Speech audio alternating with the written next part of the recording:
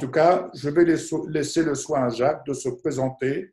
Nous nous connaissons, j'ai fait le calcul, la première fois que nous nous sommes rencontrés, et je dirais presque l'unique fois, mais je garde un souvenir extraordinaire, c'était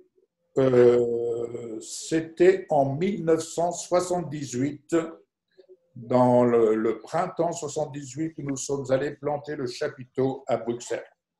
Ah. Voilà. Depuis ce temps, nous ne nous sommes jamais revus, mais ça ne veut pas dire que nous nous sommes oubliés, loin de là. Et nous avons vraiment la grâce de pouvoir nous retrouver. Et je garde des souvenirs de Jacques. Je sais qu'il était dans une radio, animateur, il chantait. C'était une époque. Oui, c'est vrai. Voilà. Alors, Jacques, je te laisse le soin de présenter ton ministère. Mais c'est très gentil, c'est très très gentil. Vous m'entendez bien? Oui. Oui, Je oui, ne parle pas trop fort parce qu'il y a encore toute la famille qui dort en bas et mon bureau est en haut, alors je ne peux pas parler trop fort. Mais c'est vrai que c'est fait maintenant, donc 78, donc ça fait 42 ans, près de 42 ans qu'on ne s'était pas revus, mais on ne s'est jamais oublié, il est vrai. Mais pendant toutes ces années, évidemment, il y a eu tout un travail qui s'est fait, un ministère parfois très très compliqué, très très compliqué. Mais une chose est certaine, c'est que Dieu nous a gardés jusqu'à aujourd'hui et que aujourd'hui, nous avons eu l'opportunité à ce jour de pouvoir toucher près de 2 millions de personnes à travers le monde entier. Donc, c'est quelque chose d'absolument extraordinaire. Donc, moi, je suis un enseignant. J'ai travaillé pendant 22 ans, un peu comme Yves d'ailleurs. On a travaillé en Afrique. On n'était pas dans les mêmes régions au même moment, mais j'ai travaillé en Afrique pendant 22 années. Et puis, on a parcouru le monde entier avec mon épouse. On était en Inde, on était partout, aux États-Unis, en Allemagne, dans les pays de l'Est. On a annoncé l'Évangile partout. Et puis, ces 10 dernières années, quelque chose a complètement basculé au niveau du travail. Je n'ai pas choisi de le faire. Ça s'est fait d'une façon tout à fait simple et naturelle. Vous savez, je crois que les plus grands miracles sont les plus simples. Les plus grands miracles sont les choses qui se font les plus simplement. Et donc, j'ai basculé. Puis, sans le chercher, il y a l'étude de l'Église. Je ne sais pas si quelqu'un est ouvert parce que j'entends tout en double. Oui, oui. C'est bon. Donc, je me suis mis à l'étude de l'hébreu il y a une dizaine d'années, puis je pense que c'était une direction du Seigneur particulière, puisque j'ai appris à lire l'hébreu, à étudier l'hébreu et à lire la Torah en hébreu sur 3 semaines. Je n'avais jamais fait d'hébreu et sur 3 semaines, j'ai appris l'hébreu. Ça s'est fait comme ça rapidement. Et puis je suis rentré dans un système de réflexion purement rabbinique, pas pour judaïser, parce que je judaïse pas du tout, mais simplement pour pouvoir parler de qui est le Seigneur Jésus aux Juifs, au peuple d'Israël et à tous ceux qui sont messianiques, expliquer comment on découvre à travers les textes de la Torah et des prophètes. Donc je fais ça à partir de l'hébreu. Actuellement, nous avons près de 700 heures de cours d'hébreu sur Internet, que vous pouvez trouver sur mon site d'ailleurs. Vous allez en playlist et puis vous trouvez tout ça. Et nous avons gagné vraiment beaucoup, beaucoup de gens, même en Israël. Il y a des Juifs qui sont là-bas en Israël qui font Shabbat et ils m'écrivent. Ils me disent, on fait Shabbat et on écoute tes cours en commençant Shabbat. C'est incroyable. J'ai appris une chose du Seigneur, Yves. J'ai appris une chose, tu sais quoi? J'ai appris, je le dis à tous, j'ai appris que les plus grands miracles sont les plus simples. Les plus simples. On cherche trop de complications. J'en ai cherché pendant trop d'années. Aujourd'hui, j'ai tout simplifié. Et en simplifiant tout, j'ai compris que c'est le Seigneur qui faisait pour nous. Et les grands miracles, parfois, un jour, Jean-Louis Jaillet nous disait que les miracles sont des choses très simples en finalité. On ne se rend même pas toujours compte que c'est des miracles, tellement elles sont simples. Mais le Seigneur le fait lui-même pour nous. Donc voilà, c'est qui je suis, tout simplement, pas quelqu'un d'extraordinaire du tout. Je fais simplement ce que Dieu me demande de faire, c'est tout. Voilà pour les années que nous avons à faire. Et puis voilà, c'est tout. Ce matin, j'avais décidé d'être avec vous parce que je me suis dit, il n'y a plus de culte nulle part, plus d'église. Alors je me suis dit, moi ce matin, je vais me connecter avec Yves et avec vous pour suivre le culte. Je ne suis pas venu pour parler, je suis venu pour écouter. Donc je vais me taire et puis je vais vous écouter. Et puis écouter Yves surtout, qui va nous enseigner ce matin. C'est une grande joie pour moi. Une grande joie d'abord de vous voir tous, mais alors de voir Yves et son épouse, ça c'est vraiment extraordinaire. Et là, on est presque à 1000 kilomètres de séparation. Mais tu sais, je vais encore assez souvent près de chez toi, parce que ma belle-mère habite en Charente-Maritime. Ah bon? Elle habite à côté de Saintes, à côté de la ville de Saintes. Et, et nous avons été plusieurs fois à Royan, d'ailleurs, à Royan, au violon sur le sable. Et puis, je savais que tu habitais là, mais je ne sais pas la maison, donc je n'ai pas pu aller te saluer. Mais je vais encore assez souvent là-bas, au moins une fois ou deux par an dans la région, pour voir ma belle-mère, qui est assez âgée aujourd'hui. Et je devrais être là maintenant, mais on n'y est pas. Donc voilà, on est ensemble en direct. Et puis voilà, je vais me taire et puis je vais écouter maintenant. Et puis je suis très heureux. Merci. Tu sais, il y avait une émission jadis qui passait à la télé, il n'y a que la vérité qui compte. Et il y avait des recherches qui se faisaient. Mais tu vois, quand on est avec le Seigneur, on se retrouve parce qu'il n'y a que la vérité qui compte. On est là pour partager la vérité. En tout cas, quand tu viens dans la région, tu me préviens et voilà. Tout à fait. On se fait une bonne rencontre. C'est super. Ah, magnifique. Yves, Oui. Yves, petite remarque, c'était pas il y a que la vérité qui compte, c'était Perdu de vue de Jacques Pradel, il me semble. Oui, il y avait Perdu de vue, en effet. Oui, oui. Mais il y a que la vérité qui compte. Ah bon, d'accord. Ok. Merci, Tanguy. Je vous en prie. Gloire à Dieu. Bien. Je vais demander à Valérie de bien vouloir prier pour ces instants, ces 2 heures que nous allons partager ensemble. Mais Jacques, tu peux aussi intervenir. Hein? Tout le monde peut intervenir. Je vais écouter, je vais écouter. D'accord. Père Céleste, nous glorifions ton nom pour ce rendez-vous divin que tu nous as fixé encore ce matin. Merci Seigneur pour ce privilège de nous retrouver autour de toi, autour de ta parole, pour te louer, pour te rendre gloire, parce que tu es le seul Seigneur qui mérite d'être loué et d'être glorifié. Nous t'amenons ce matin toute notre reconnaissance pour ce rendez-vous. Merci parce que chacun de nous qui sommes là ce matin, eh bien Seigneur, tu nous as convoqués. Tu nous as appelés à être là pour entendre ta parole, pour nous nourrir, Seigneur, pour nous faire grandir, pour nous révéler ta pensée. Et nous te remercions parce que chacun de ceux qui prendront la parole ce matin, Seigneur, auront ta parole dans leur bouche. Que cette parole soit inspirée, soit révélée. Merci pour ces moments précieux. Que tous ensemble, Seigneur, nous soyons ouverts, que nos esprits soient ouverts, que nos cœurs soient ouverts à recevoir ce que tu as pour nous, chacun en particulier. Que ton nom soit béni, Père, pour ces moments merveilleux que nous passons ce matin en ta présence, au nom de Jésus. Amen. Amen. Amen. Gloire à Dieu. Je ne vous cache pas que vendredi soir, dans mon cœur, j'ai été interpellé. Je me suis empressé de faire le montage, un montage très simple de la vidéo et je l'ai partagé sur le réseau et vous aurez l'occasion de pouvoir réentendre et je ne peux que vous encourager à réécouter ce que notre frère Jacques nous a partagé et dans son partage, bien entendu, venant étayer ce que nous ne cessons de partager depuis quelque temps. Et je pense qu'il y a véritablement une ligne directrice de l'Esprit de Dieu qui doit, à mon humble avis, interpeller un grand nombre de croyants. Parce que dans tout ce que nous avons eu à vivre durant toutes ces années, il y a eu, je dirais, une lutte. Il y a eu une lutte qui ne s'est pas toujours démontrée comme nous pouvions la percevoir, en tout cas je parle pour ma part, mais il y a toujours eu cette mise à part.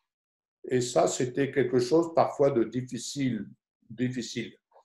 Oui, difficile à vivre parce que dans cette mise à part, on se retrouve seul, mais avec la vision de ce que l'on voit et on se dit, mais est-ce que ma vue est bonne? C'est souvent la question qu'il m'est arrivé de me poser. Est-ce que notre vue, est-ce que ma vue est bonne par rapport à ce que je pouvais voir et par rapport à ce que je peux voir dans les lieux célestes? Car combien de fois n'ai-je pas, et comme tant d'autres, bien entendu, mais n'ai-je pas confessé le fait que nous étions ressuscités et assis dans les lieux célestes. Une distinction par rapport à tout ce qui se peut, tout ce qui se passe ici-bas, mais tout ce qui se passe ici-bas, je dirais, à la limite, c'est sans importance. Sans importance, parce que ce qui se passe en haut est bien plus important. Dès lors qu'on veut bien accepter de se détacher des choses d'en bas pour s'attacher aux choses d'en haut. L'information qui nous vient d'en haut, pour qui la recherche, faut-il la rechercher, implique que nous devions nous détacher de ce qui vient d'en bas. Alors, il ne s'agit pas de faire l'autruche, comme on dit, de mettre la tête dans le sable et dire « je ferme mes oreilles, je ne vois pas ». Un jour, un serviteur de Dieu que je reconduisais à la gare, nous étions à Vichy, je le vois acheter un magazine dans le kiosque du journal, là, et il me dit « oh, pasteur, il faut regarder ce qui se passe dans votre pays ». Et je regarde le magazine. En effet, il me montre une information en grand format qui m'a choqué. Et peu après, notre ami Jean-Louis, nous étions en voiture, je ne sais plus où est-ce que nous allions, et il me dit, tu sais, il ne faut pas avoir peur de lire des magazines pour être informé de ce qui se passe. Alors, quand je dis cela, entendez bien, lire les magazines, il ne s'agit pas de s'en nourrir, mais simplement d'observer, d'être informé de ce qui se passe. Alors, on entend beaucoup de choses aujourd'hui, on entend beaucoup de choses. Et là, ce qui me dérange, je ne vous cache pas, ce qui me dérange, c'est que chacun vient avec sa vérité.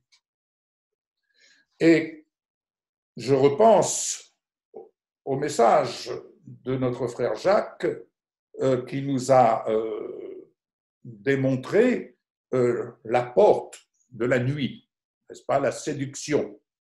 Et je peux vous dire, je vois ce vent de séduction qui souffle, et je dirais, qui souffle sur la chrétienté. Il y a un vent de séduction qui souffle sur la chrétienté, parce que la chrétienté, dans ce que nous voyons sur les réseaux sociaux, de ce que je peux voir, la chrétienté, en fait, réagit à tout ce qui peut se dire vrai ou faux. Il ne m'appartient pas ici de dire un tel a raison ou un tel a tort, ce n'est pas mon sujet. Et je dirais, comme quelqu'un l'a dit, je m'en lave les mains. Ce qui importe, c'est l'information que nous avons en haut. Et l'information que nous avons en haut nous amène toujours à avoir un coup d'avance. Si nous restons en bas, nous aurons du retard.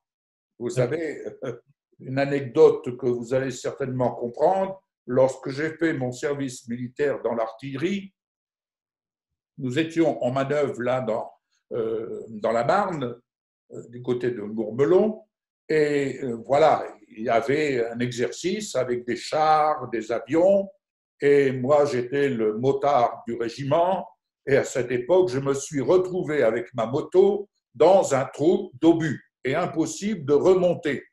Et personne ne s'est inquiété où est-ce que j'étais passé. Mais il n'en demeure pas moins qu'à un moment donné, ils ont commencé à tirer des obus. Je dis, bon, me voilà en 14-18 avec les ancêtres. Mais ce qui a fait drôle, c'est que quand j'entendais le coup du canon, l'obus était déjà tombé. Autrement dit, lorsque vous entendez des choses qui se passent ici en France, c'est déjà arrivé, n'est-ce pas? C'est déjà arrivé, c'est-à-dire le coup est déjà parti bien avant. OK? Vous entendez, vous voyez un tel endroit, on brûle des voitures, ça y est, déjà ailleurs, ils se sont mis à brûler des voitures. Voilà, ça c'est l'information d'en bas et on est là stupéfait, mais qu'est-ce qui se passe? Plus jamais ça. Et tout ça, ce sont des discours qui ne mènent nulle part et surtout qui ne favorisent pas l'amour du Père dans notre cœur. Alors pourquoi nous devons nous affectionner aux choses d'en bas? Ce n'est pas être dans l'ignorance de ce qui se passe, aux choses d'en haut, pardon, merci. Mais de telle sorte qu'en nous affectionnant aux choses d'en haut, ça ne veut pas dire qu'on ignore ce qui se passe en bas. Parce que, étant en haut, nous voyons beaucoup mieux ce qui se trame en bas. Et si nous n'apprenons pas à nous affectionner aux choses d'en haut, nous allons passer notre temps à tout ce qui vient nous inquiéter, tout ce qui vient attirer notre attention. Ça peut être des besoins personnels, ça peut être différentes choses qui font que ça vient nous tirer, ce que j'appellerais, ça nous tire vers le bas. L'inquiétude dans le cœur de l'homme, là-bas. Et quand je pose, ça m'arrive de poser cette question à des amis que nous rencontrons, mais que vois-tu en haut? Que cherches-tu à voir en haut? Et comment voir en haut? Alors j'aimerais juste introduire un verset dans l'évangile de Jean, au chapitre 5, au verset 19.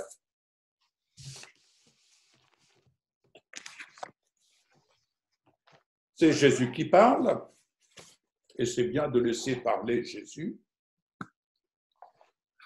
Il dit ceci, Jésus reprit donc la parole et leur dit, en vérité, je vous le dis, le Fils ne peut rien faire de lui-même, il ne fait que ce qu'il voit faire au Père.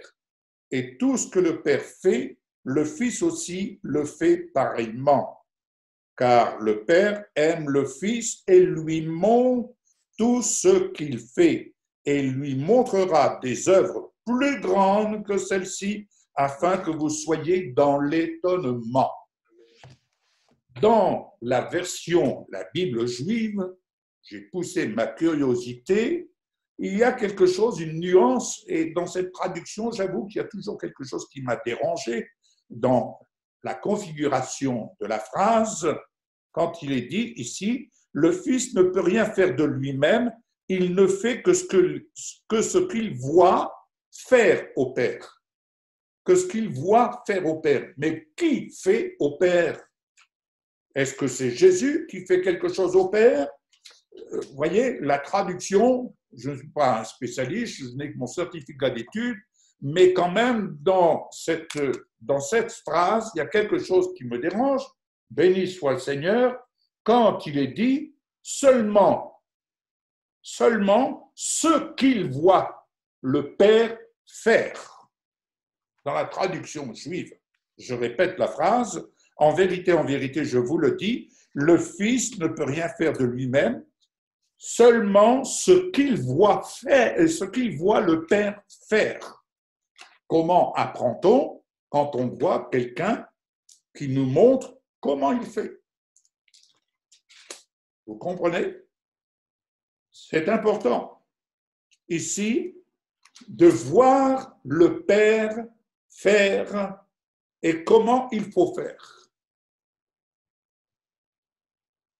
Très souvent, on veut faire les choses. On veut faire les choses. Mais il est plus intelligent et plus sage de voir comment le Père fait.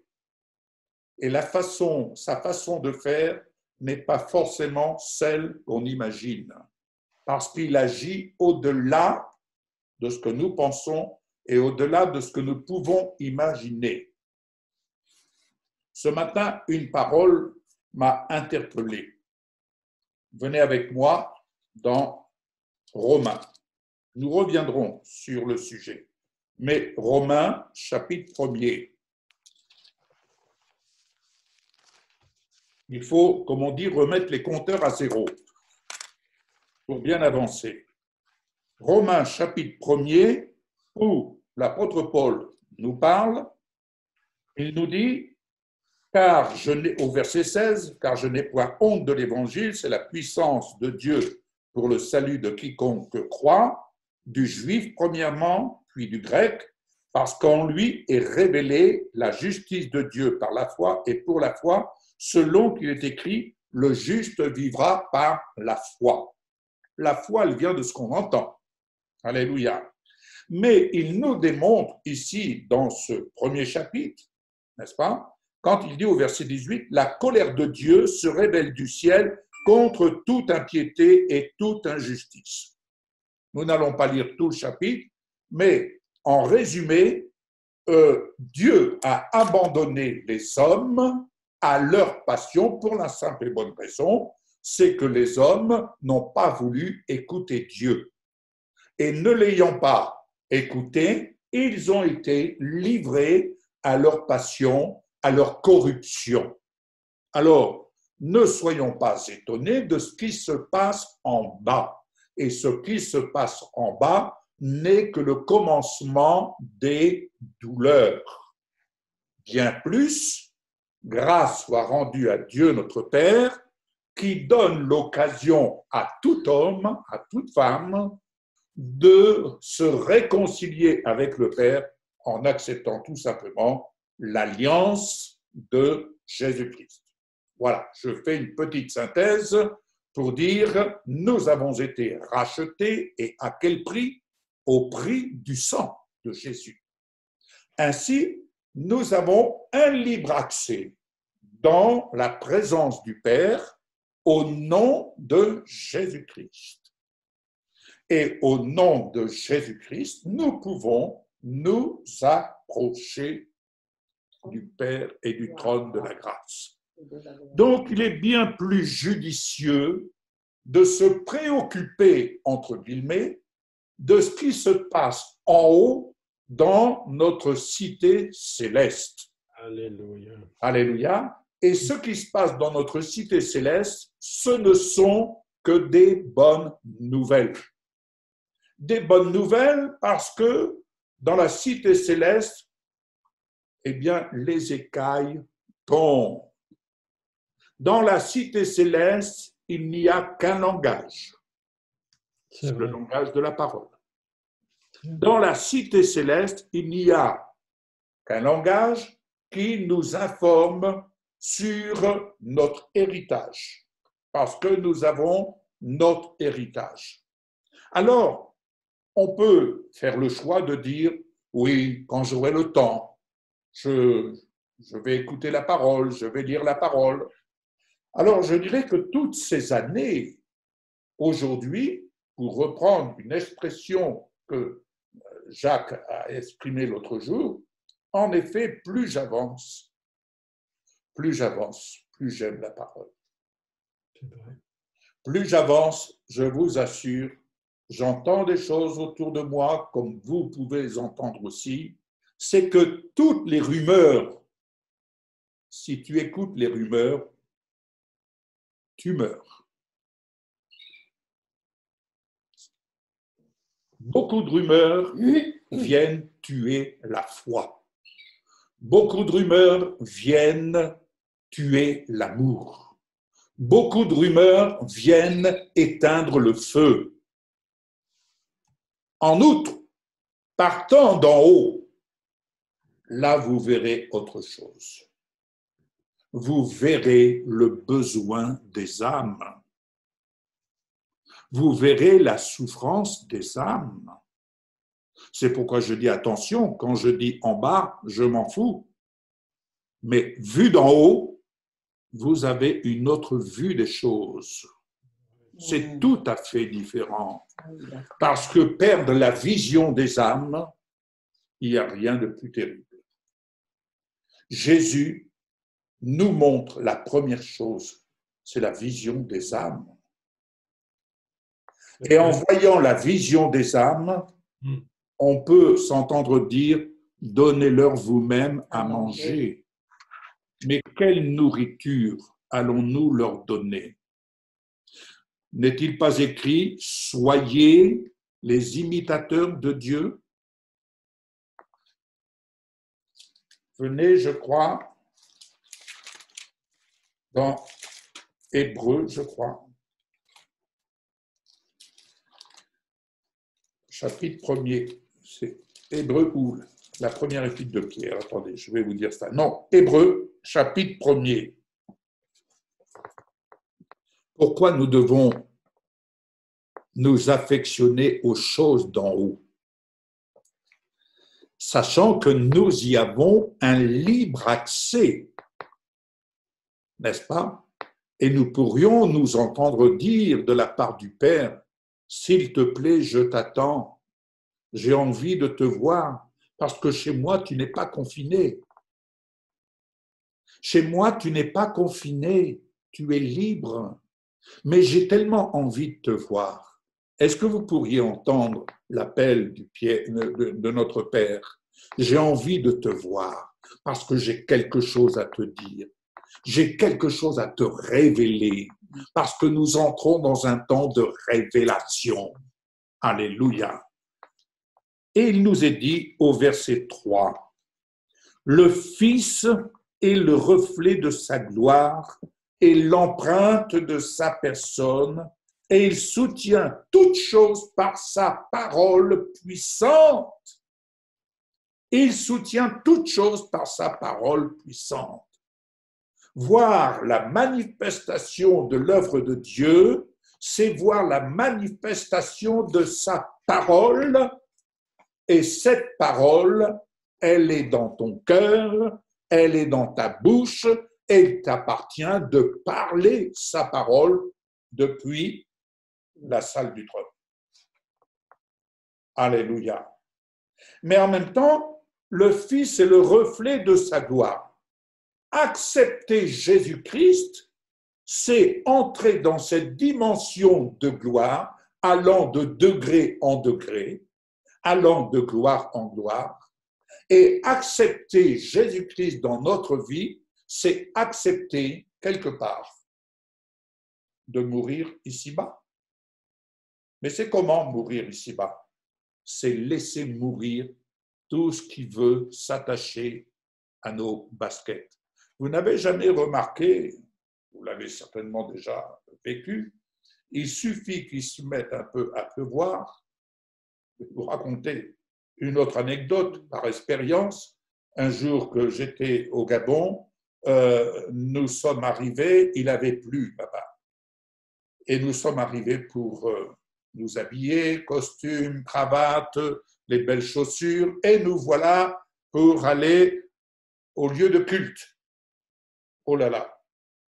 Pour descendre de la voiture, nous avons dû soulever les pantalons et puis marcher, comme on dit, en se tenant un peu, et nous avions de la terre qui collait à nos chaussures. Je ne vous dis pas le travail que c'était, n'est-ce pas? Alors, c'est exactement la même chose. Quand nous marchons dans ce monde, bien des choses collent à nos baskets. Et quand il est dit « secouer la poussière », secouer la poussière, secouer le tapis, hein, ne faites pas l'erreur, comme certains peuvent le faire peut-être, hein, je ne parle pas pour vous, mais certainement qu'il y en a qui le font, on se dépêche parce qu'on va voir la visite du Seigneur, on balaye la poussière et on la met sous le tapis. N'est-ce pas? Mais la poussière, elle est toujours là. Bref, alors, il ne s'agit pas de cacher les éléments de la vie, comme je l'ai dit, mais simplement démontrer celui à qui nous appartenons et à quel royaume nous appartenons. Et comme Jésus a dit, vous êtes dans ce monde, mais vous n'êtes pas de ce monde. Nous sommes dans ce monde, mais nous n'avons pas à nous laisser asservir par la pensée du monde. Le monde pense ce qu'il veut, c'est la libre expression, comme nous le disons ces jours-ci, mais la libre expression ne veut pas dire adhérer à n'importe quoi et surtout à ce qui vient corrompre, n'est-ce pas, la vie des hommes. Alors ici, nous avons un exemple. Le Fils est le reflet de sa gloire et l'empreinte de sa personne. Qui dit empreinte, c'est l'ADN de la substance de Dieu. Amen. C'est l'ADN de la substance de Dieu. Christ en nous, l'espérance de la gloire. Christ en nous, c'est l'ADN divin que nous avons en nous. Et cette substance vivante, c'est ça qui doit prédominer dans notre vie. Alléluia. Alors, je reviens. Dans Apocalypse, chapitre 1er, il y a une promesse que l'apôtre Jean, notre bien-aimé, qui a eu la grâce de voir, d'entendre tout ce qui nous concerne aujourd'hui et demain. Et c'est là, vous savez, que la chrétienté devrait piocher. Et on devrait être à genoux devant le Seigneur pour lui dire « Révèle-moi, révèle-moi, révèle-moi » plutôt que d'être là à nous attarder sur des choses qui ne font que passer, des choses éphémères. Je lis. Alléluia. Verset 7. Voici, dit l'apôtre Jean, il vient avec les nuées, et tout œil le verra, même ceux qui l'ont percé. Tout œil le verra. Ah, même ceux qui l'ont percé. Même ceux qui l'ont percé. Tout œil le verra. Autrement dit, tu le verras. Tu vas le voir. Prépare-toi à le voir le moment venu. Et là, attention d'être du bon côté, d'avoir l'œil en bon état et surtout d'avoir de l'huile dans ta lampe. De l'huile dans ta lampe. Alléluia. Tout œil le verra tel qu'il est. Tel qu'il est. Au verset 6, dans la première épître de Jean, au chapitre 3. Première épître de Jean, chapitre 6, verset 3. Jean 3, pardon, verset 1 à 2. Jean 3, verset 1 à 2, pardon, excusez-moi. Voyez quel amour le Père nous a témoigné. Voyez. Pour que nous soyons appelés enfants de Dieu, et nous le sommes. Si le monde ne nous connaît pas, c'est qu'il ne l'a pas connu. Si le monde ne nous connaît pas, c'est qu'il ne l'a pas connu. Tiens donc. C'est qu'il n'a pas connu Jésus. C'est qu'il n'a pas connu Jésus. Et si le monde ne nous connaît pas, autrement dit, si le monde ne nous identifie pas comme étant le reflet de Jésus-Christ glorifié. Le reflet de Jésus-Christ glorifié. Jésus qui est la substance divine.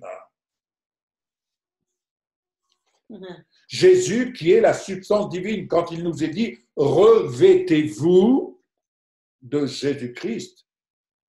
Revêtez-vous de sa nature divine.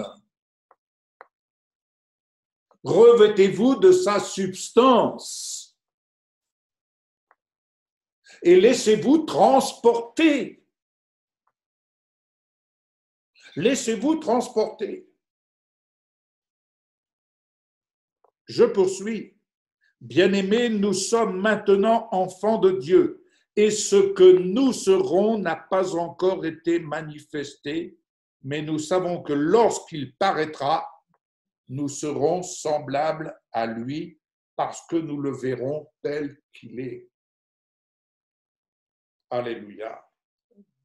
nous le verrons tel qu'il est. Oh, bien-aimés, je vous encourage, je vous exhorte, allez chercher à vous découvrir tel que vous êtes en Jésus.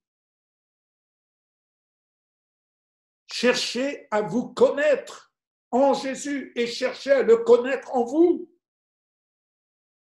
Mais pour ce faire, il y a un choix important à faire.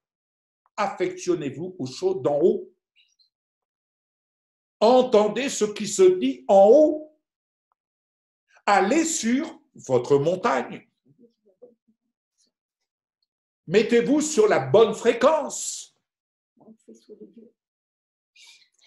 Et mettez-vous dans le faisceau divin. Amen. Mettez la bonne antenne. Mettez la bonne fibre. Amen. Et quiconque a cette espérance en lui se purifie comme lui-même est pur. Se purifie, c'est-à-dire qu'il se débarrasse de toutes ces rumeurs qui viennent coller à nos baskets. Vous savez, je ne sais pas si certains d'entre vous avaient déjà vécu cela. Michel et moi, ça nous est arrivé. Peut-être que Jacques, ça lui est aussi peut-être arrivé dans certains pays.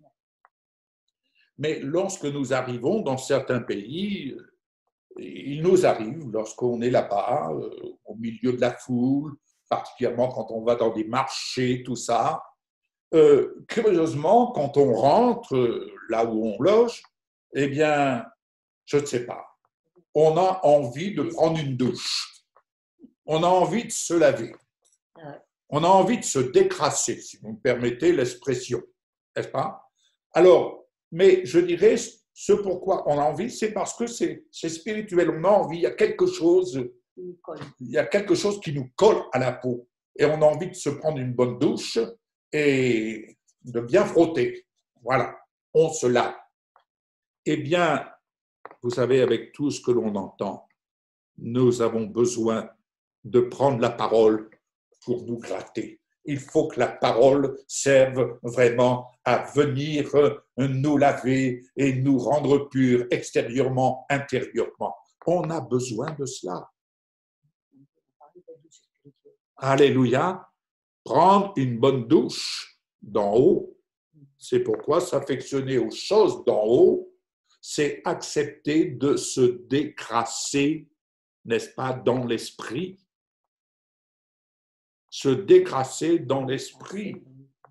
Vous avez, et dans nos pensées, eh bien, notre vie est tellement polluée à partir d'en bas, il ne faut pas avoir peur de dépolluer ses pensées, de dépolluer son esprit, afin, oui, j'ai une bonne vue, ça va. Alléluia. Et pour avoir une bonne vue, la clé, c'est la parole. L'eau de la parole nous lave.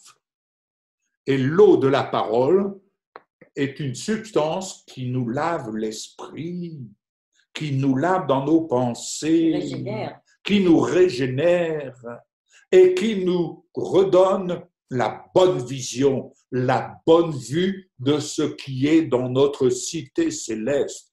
Sais-tu ce qu'il y a pour toi dans le ciel? Est-ce que tu connais cela? Si tu ne le connais pas, si tu ne sais pas ce qu'il y a dans la cité céleste pour toi, empresse-toi, profite de ce confinement, n'est-ce pas, pour te consacrer à cela. Amen. Gloire à toi, Jésus. Chapitre 1 Jean, chapitre 1er, à partir du verset 1. Ce qui était dès le commencement, ce que nous avons entendu, ce que nous avons vu de nos yeux, ce que nous avons contemplé et que nos mains ont touché concernant la parole de vie. Et la vie a été manifestée et nous l'avons vu, et nous lui rendons témoignage, et nous vous annonçons la vie éternelle qui était auprès du Père et qui nous a été manifestée. Relisez bien ce que nous avons vu de nos yeux, ce que nous avons contemplé et que nos mains ont touché concernant la parole de vie. Lorsque de la parole, l'Esprit de Dieu nous révèle, nous voyons la chose. Nous fermons les yeux, mais nous pouvons aussi ouvrir nos yeux. Et nous pouvons toucher et voir ainsi la manifestation de ce à quoi nous nous sommes attachés concernant la parole et d'en voir ainsi la manifestation.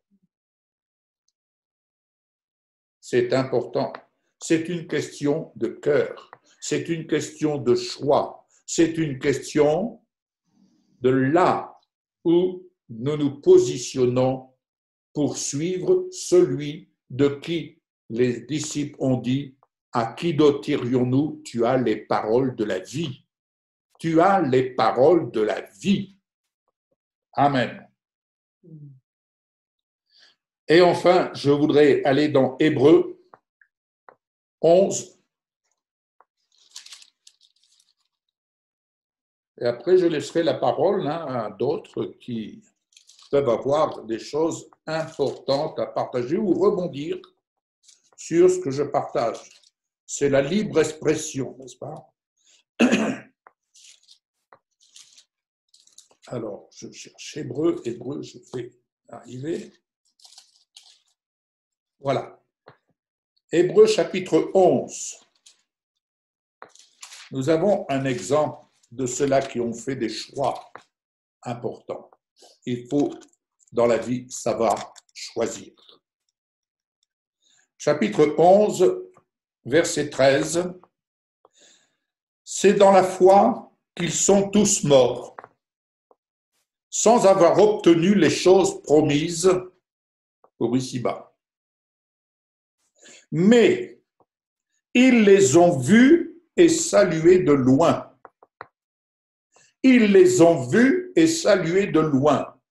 Bien-aimés, si nous ne cherchons pas à voir ce qui se passe en haut, eh bien, nous restons dans l'ignorance et nous n'avons que nos yeux pour pleurer par rapport à ce qui se passe en bas. Ici, c'est dans la foi qu'ils sont tous morts, c'est-à-dire ils avaient la ferme assurance, pour eux la mort était un gain. Ils ont vu et salué de loin, reconnaissant qu'ils étaient étrangers et voyageurs sur la terre. Étrangers et voyageurs sur la terre. Quand nous regardons, quelquefois nous partageons avec Michel sur le fil de notre vie, pour ne pas dire le film de notre vie, qu'est-ce que nous retenons? Nous retenons ce que nous vivons en haut. Nous retenons ce que nous vivons en haut. Je vous ai parlé et nous en parlons, je dirais, avec une joie, n'est-ce pas? Avec notre fille Sandrine, qu'est-ce que nous retenons? Et personnellement, qu'est-ce que je retiens? Je pourrais retenir des souvenirs d'enfance, bien entendu, mais ce que je retiens le plus et ce qui m'élève et ce qui nous élève pour Michel et moi, ce sont ces 8 mois que nous avons passés à ses côtés pour qu'elle se maintienne et qu'elle monte sur sa montagne. Ça a été 8 mois extraordinaires, au-delà de ce qu'elle vivait dans son corps. Mais il y avait quelque chose de plus important qui était victorieux pour elle, c'est ce qui se passait dans son esprit. Il y avait ce qui se passait dans son corps, elle aurait pu, humainement parlant, se révolter, et comme l'a souligné à juste titre Michel, le plus grand malheur, ce n'était pas tant ce problème de cancer, mais le plus grand malheur, c'était qu'elle perde la foi. Ça, ça aurait été un malheur. Mais l'inverse s'est produit avec le concours des membres du corps de Christ qui se sont attelés, n'est-ce pas, à se maintenir avec elle dans la prière, jour et nuit, inlassablement, et ainsi que son frère et sa sœur. Et je peux dire avec assurance, mais elle est entrée dans la cité céleste. Et c'est ça notre joie. Et c'est ça que nous voyons en haut. Et c'est ça qui est bien plus important. Et c'est 8 mois, mais ce sont c'est une étape de notre vie. Ça fait partie de notre vie, mais je dirais, c'est ce qui nous réjouit. Il faut le vivre. Il faut le vivre. Pardon? C'est dur à vivre. C'est dur à vivre quant à la séparation, cela va de soi, mais tout de suite, on sait, il y a la cité céleste, et ça, c'est plus fort que tout.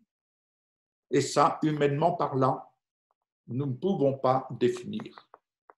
C'est dans l'esprit, et ce n'est pas d'essayer de se convaincre de quelque chose, mais c'est quelque chose qui est là et qui est né en nous par la parole. Car la foi, elle vient de la parole. Ainsi, ils ont reconnu qu'ils étaient étrangers et voyageurs sur la terre. Ceux qui parlent ainsi montrent qu'ils cherchent une patrie. S'ils avaient eu en vue celle d'où ils étaient sortis, ils auraient eu le temps d'y retourner. Mais maintenant, ils en désirent une meilleure, c'est-à-dire une céleste. Bien-aimés, est-ce que vous voyez votre cité céleste? Est-ce que vous voyez votre cité céleste? Est-ce que vous êtes curieux de connaître votre cité céleste? Notre cité céleste, là où Jésus nous dit, vous êtes assis avec moi dans les lieux célestes. Vous êtes assis avec moi. Est-ce que c'est quelque chose qui est bien affermi en vous? Ou c'est quelque chose, une pensée qui vient, oui, c'est vrai, je suis assis dans les lieux célestes. Et puis on retourne à nos occupations. On va faire un petit tour, vous savez, comme quelqu'un qui va monter dans le grenier pour aller fouiner dans des souvenirs, cachés dans le grenier. Non, il n'y a rien de caché. Il n'y a rien de caché. Avec le Seigneur, il n'y a rien de caché. Mais tout se révèle dès lors que nous allons dans sa présence. Dès lors que nous allons dans sa présence. Amen. Et je vais conclure. Je vais conclure avec 2 hommes que j'aime beaucoup. J'aime beaucoup. Dans le 2e livre des rois, avec Élie et Élisée, vous connaissez cette histoire.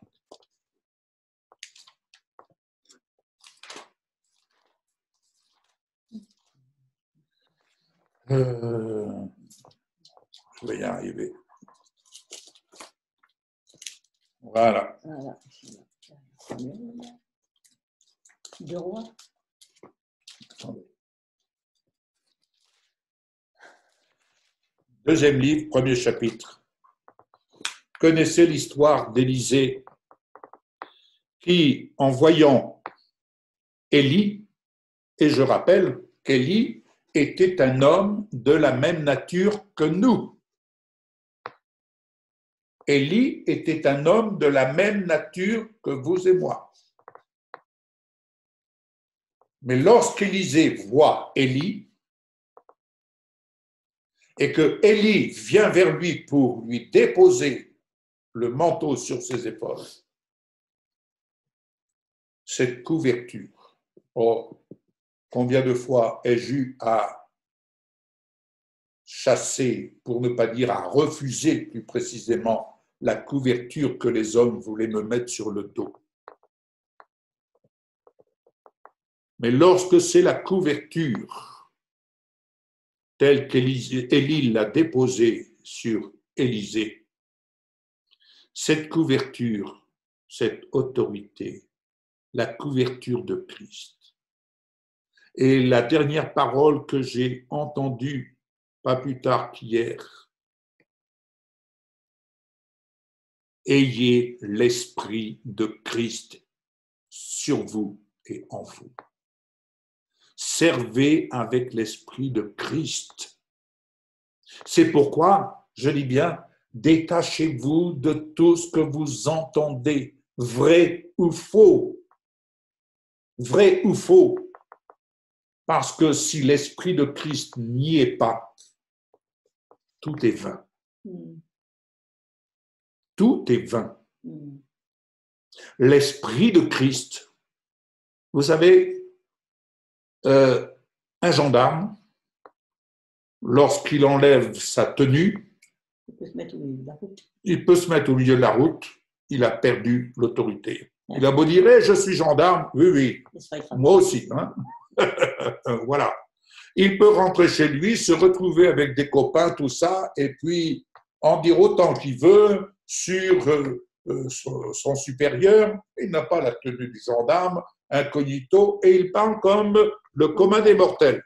Mais lorsqu'il remet son habit de gendarme, il va vous dire, monsieur, madame, vous devez connaître la loi, n'est-ce pas? Vous vous promenez, là, vous avez dépassé l'heure, vous êtes répréhensible. Parce qu'il a une tenue de gendarmerie. Nous rencontrons quelquefois un ancien policier qui nous dit « Oh oui, vous savez, je contourne tout ça. » Voilà. Mais s'il remettait son habit de policier, il ne pourrait pas tenir ce langage. N'ayons pas un double langage. Ayons le langage de la foi, le langage véritable. Le langage de la vérité qui affranchit. On ne peut pas dire noir alors que c'est blanc. Et on ne peut pas dire blanc alors que c'est noir. La vérité nous affranchit. Alléluia. Mais je reviens avec mes deux amis, Élie et Élisée. Élisée va tout laisser à l'instant même pour suivre Élie. Et là, j'aime bien le cheminement d'Élisée qui marche à la suite de son maître Élie. Et il rencontre sur son chemin des communautés prophétiques et qui vont, je dirais, il me semble qu'ils jouent un jeu où ils essayent de le dissuader. Ils essayent de le dissuader quand ils lui disent « Mais sais-tu que ton maître va être enlevé aujourd'hui ?» Et il va leur répondre « Oui, oui, je le sais, mais seulement n'en dites pas plus, ce n'est pas la peine. Je suis déterminé. » Et il montre sa détermination. Il montre sa détermination à laisser les choses d'en bas et à ne pas se préoccuper de ce qui est en train de se passer. Quand il dit à Élie, ton Dieu est vivant, ton âme est vivante, je te suis, je ne t'abandonnerai pas. Il est déterminé. Et c'est ainsi que, il y aurait certainement beaucoup à dire, c'est ainsi qu'ils vont passer à Bethel, ils vont passer Jéricho, n'est-ce pas? Et ils vont arriver à un endroit, il faut traverser le Jourdain. Démonstration oblige, Élie frappe les eaux du Jourdain, elles se séparent. Nous sommes dans le surnaturel. Et dans ce surnaturel, mes bien-aimés, nous avons à passer au milieu de ce monde et à frapper avec la parole qui fait autorité et de voir ainsi la séparation de ce qui se présente à nous comme obstacle. Il n'y a pas d'obstacle qui ne puisse être franchi pour accéder dans la salle du trône. Alléluia. Parce que la route a été inaugurée une fois pour toutes par le sang de Jésus. Et nous parlons ici des choses spirituelles, bien entendu. Et lorsque Élisée arrive avec Élie, Élie va lui poser la question. Au verset 9, Élie dit à Élisée, « Demande ce que tu veux que je fasse pour toi avant que je sois enlevé d'avec toi. » Élisée répondit, « Qu'il y ait sur moi, je te prie, une double portion de ton esprit. » Élie dit, « Tu demandes une chose difficile, mais si tu me vois, mon Dieu, Seigneur Jésus, si tu me vois pendant que je serai enlevé d'avec toi, cela t'arrivera ainsi, sinon cela n'arrivera pas. » Nous voulons vivre des miracles. Le Seigneur, dans sa grâce infinie, nous avons vécu, comme bon nombre d'entre vous, nous avons vu et vécu des miracles. Et aujourd'hui, la génération qui nous suit veut vivre aussi ces miracles, bien entendu. Mais il y a une chose que nous n'avons peut-être pas saisie ou nous n'avons pas voulu comprendre, mais tous ces miracles qui se sont manifestés, on a dit « Alléluia, c'est le réveil ». Où est-ce qu'il est le réveil? Où est-il le réveil? J'ai l'impression que le feu s'est éteint et on a voulu faire du copier-coller en bien des lieux, sous le couvert de dire « Nous allons bénir le Seigneur, nous allons honorer notre Seigneur ». Certes, mais n'en demeure pas moins qu'aujourd'hui, nous ne pouvons que constater, confinement oblige, tout est à plat. Notre véritable réveil, il est et il se trouve en haut. Et à partir d'en haut, il se trouve en haut. Vous savez, la mission de l'Église, la mission de l'Église, eh bien, c'est un peu la mission qu'Élisée a entrepris une fois qu'il a vu Élie être enlevé dans un tourbillon. Et je souligne à cet égard, Élie n'a pas connu la mort. Élie n'a pas connu la mort. Repensez lorsque Jésus sur la montagne va se retrouver à discuter avec Moïse et Élie, et les disciples étaient là, témoins, Pierre disant « Oh Seigneur, tu veux qu'on prépare des tentes, on va camper ici, n'est-ce pas ?» Il devait se réjouir, n'est-ce pas? Une pour toi, une pour Élie, une pour Moïse. Ça veut dire quoi? Ils étaient dans cette cité céleste, dans la nuée. Merci Jacques. Ils étaient dans la nuée. Et dans la nuée, ils ont vu des choses qu'il n'est pas permis à un humain de voir. Et pourtant, nous pouvons voir. Quand le Seigneur dit « Celui qui me cherche me trouve ». Est-ce que nous cherchons véritablement le Seigneur? Est-ce que nous en avons dans les tripes pour dire « ça suffit, maintenant c'est le Seigneur Jésus lui-même que je cherche ». Ça suffit de se laisser amuser. La musique est belle, il y a des belles chansons, il y a des belles couleurs avec les drapeaux, il y a tout ça, ok. Mais ça, il faut arrêter de jouer à cela. Il y a un temps où il faut poser ses valises, s'asseoir et dire maintenant, je veux vivre le vrai, le véritable. Car tous les miracles que nous avons eu la grâce de connaître, si c'est pour nous amener ici dans une espèce d'impasse, il y a quelque chose qui ne va pas. Et je ne me laisserai pas enfermer dans une impasse. La route est ouverte. La route est ouverte. Alléluia. Et du fait que la route soit ouverte, je ne me laisserai pas enfermer dans une impasse. Il y a eu des miracles. Alléluia. Et je souhaite vivre encore des miracles. Mais je sais que les miracles viennent d'en haut. Les miracles s'exécutent à partir d'en haut et tout ce que le Seigneur a pu manifester. Oui, nous avons eu la grâce de voir un enfant ressuscité. Oui, nous avons eu la grâce de voir des sourds entendre. Oui, nous avons eu cette grâce. Nous-mêmes, nous avons eu cette grâce de voir notre fille Séverine retrouver l'usage de la parole. Oui, nous avons vu tout cela. Mais tout cela, ce n'était pas en fait une fin en soi. C'était un appel de Dieu, c'était une manifestation de l'amour de Dieu qui nous appelle en disant « Hé, c'est là-haut que ça se passe, mes enfants, c'est là-haut que ça se passe. Laissez-vous attirer et laissez le Saint-Esprit vous transporter. Et plutôt que d'être là à taper des mains, alléluia, c'est formidable, ça y est, elle est guérie, elle est ceci, elle est cela. » Et c'est ainsi que Élisée va voir Élie transporté, enlevé dans un tourbillon. Il a vu de ses yeux.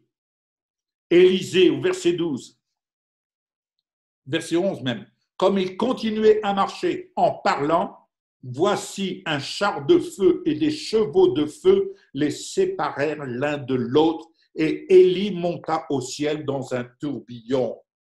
Ne cherchez pas à comprendre avec votre petite tête, elle va imploser. Élisée regardait et criait, mon père, char d'Israël et sa cavalerie. Et il ne le vit plus. Mais saisissant alors ses vêtements, il les déchira en 2 morceaux. Il releva le manteau. Bien-aimés. Il y a des défis que nos pères ont relevés. À nous de les relever, ces défis. À nous de les relever. Mais pour les relever, il faut se donner, permettez mon expression, il faut se donner, un cher ami disait, il faut se donner des coups de pied au derrière. Il faut se donner des coups de pied au derrière. Je pourrais dire autre chose, mais ce n'est pas mon propos.